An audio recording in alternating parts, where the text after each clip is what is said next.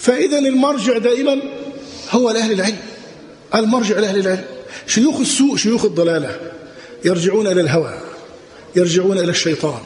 ولذا ترى كبيرا منهم قبل 25 يناير لما بدأت التظاهرات يقول المظاهرات حرام، اتقوا الله في البلد، هذا خراب وهذا دمار وأقولها لله. وأنا أدين الله أن المظاهرات لم ولن تكون على الإطلاق منهجا من مناهج التغيير. ثم لما قامت الثورة وحدث ما حدث سمى شباب الثورة الأطهار الأبرار الأخيار، وأخذ زوجته وأولاده وجلس في الميدان.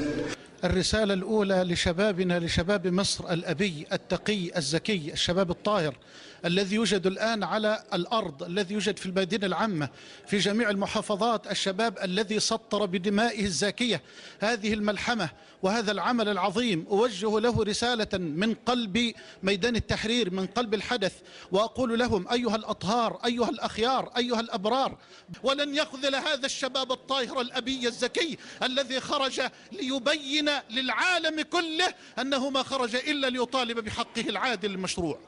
هؤلاء الناس، وأنتم تعرفون من أذكر، طبعا تعرفون هذا كبير الشياطين محمد حسان وغيره. هؤلاء الآن يريدون ركوب الموجة ويريدون إظهار التوبة الكاذبة. هل نقبل توبتهم؟ لا نقبل التوبة، لأن التوبة لها شروط، فإن تحققت الشروط صحت التوبة، وإن لم تتحقق الشروط بطلت التوبة. وشرط التوبة عند هؤلاء أن يدفعوا الفاتورة. الفاتورة ما هي؟ هم الذين أفتوا الناس بأن المظاهرات حلال، هم الذين أفتوا الناس بأن الإضرابات والاعتصامات هي حلال، وخرجوا معهم يؤزونهم أزا كما تؤز الشياطين.